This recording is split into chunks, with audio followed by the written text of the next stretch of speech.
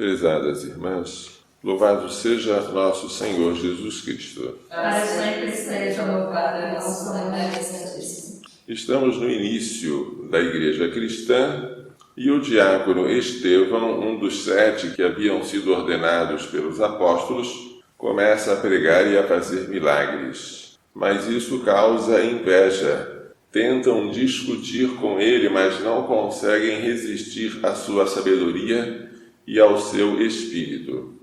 Então, subornam alguns indivíduos que dizem: este homem disse blasfêmias contra Moisés e contra Deus. Não é verdade. Quais teriam sido as blasfêmias? Ele teria falado contra este lugar santo, ou seja, contra o templo de Jerusalém e contra a lei de Moisés. Ouvimos afirmar que Jesus Nazareno iria destruir este lugar. Na verdade, Jesus previu que o templo seria destruído pelos romanos e que não ficaria pedra sobre pedra. Íamos mudar os costumes que Moisés nos transmitiu. Jesus falou, na verdade, que ele não veio abolir a lei, mas levá-la à perfeição. A perfeição implica mudança. O botão depois se torna flor desabrochada. E a flor, uma vez fecundada, dá origem ao fruto. O botão não permanece sempre botão.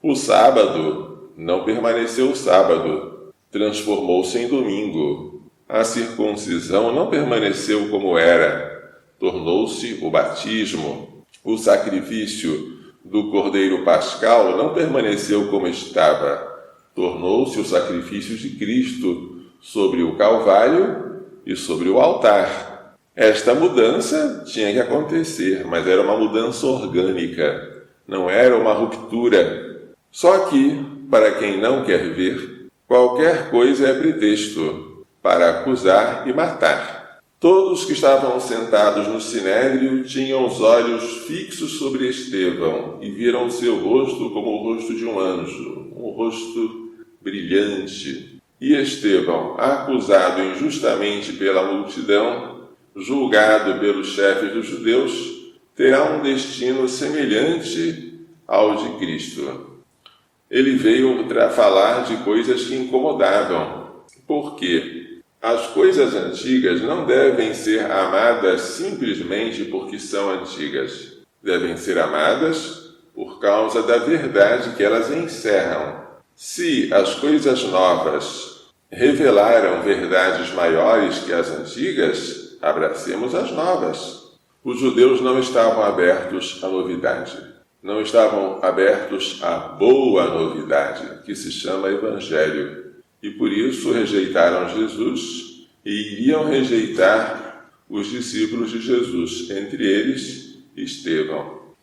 O Evangelho apresenta hoje Jesus, depois de ter multiplicado os pães, depois de ter caminhado sobre as águas, chegando até Cafarnaum. E a multidão, que vem também andando sobre barcas e chega até Cafarnaum, pergunta: mestre, como chegaste aqui? Porque Jesus tinha subido ao monte para orar, a fim de que não o proclamassem rei.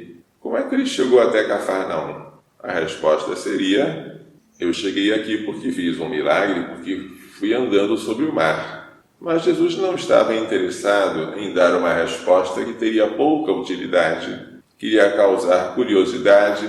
Então ele dá uma resposta melhor. Em verdade, eu vos digo, vós me procurais, não porque vistes sinais, mas porque comestes pão e ficastes satisfeitos. Prestem atenção.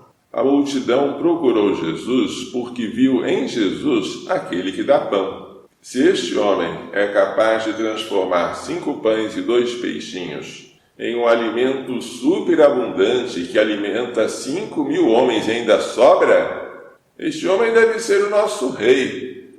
É o homem que dá pão, pão, pão. Mas eles não viram mais do que isso. Eles viram o pão, viram a saciedade da fome, mas não viram o sinal. Não viram aquilo que o pão representa.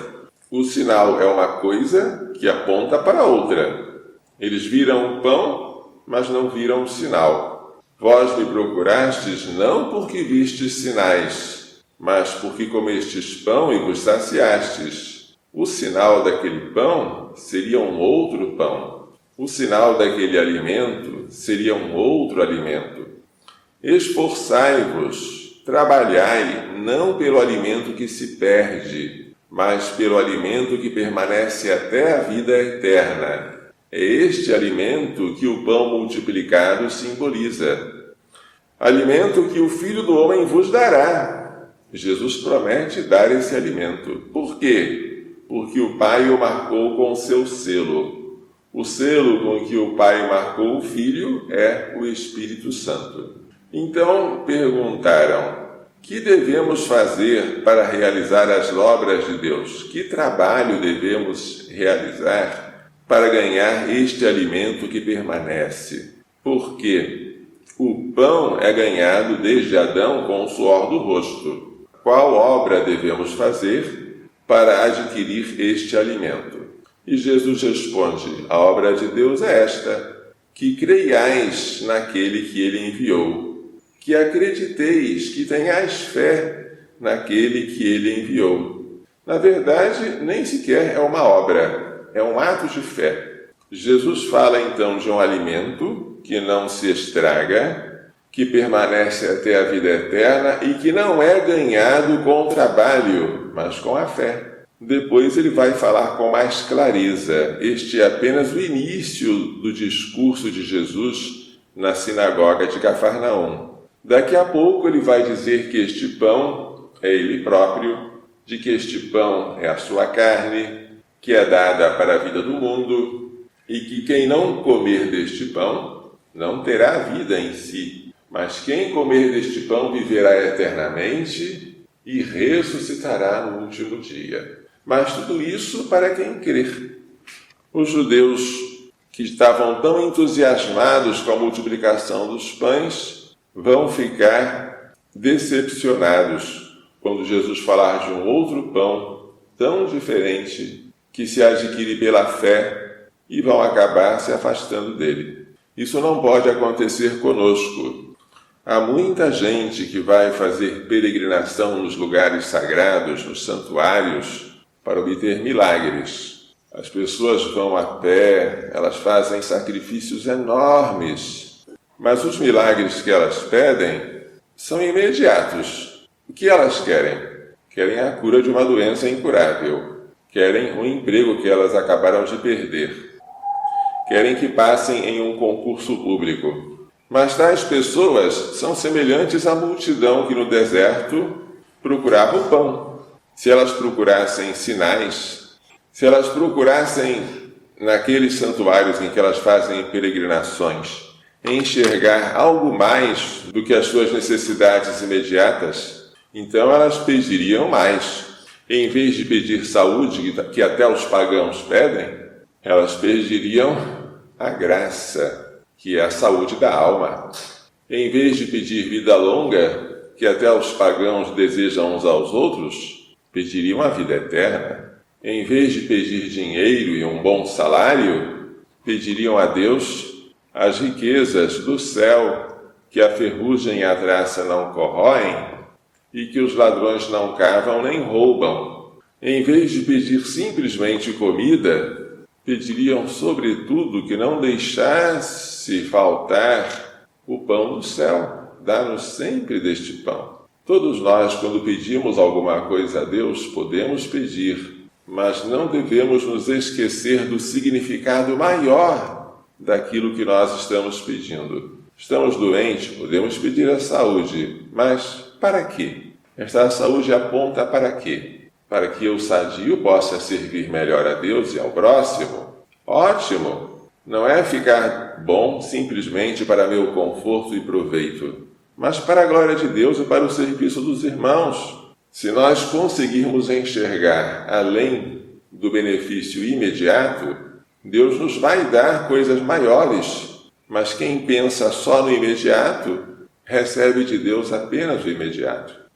Vamos pedir a Maria Santíssima que nos trouxe o pão da vida, que nos faça desejar ardentemente este pão e que Ele nunca nos venha a faltar nesta época de crise em que tantos estão sentindo a fome do pão da vida. Peçamos que nunca mais aconteça em toda a história da Igreja, até o dia em que Jesus voltar, uma situação semelhante a esta. Mãe Puríssima, não nos deixes faltar o pão que é o teu próprio Filho. Louvado seja nosso Senhor Jesus Cristo.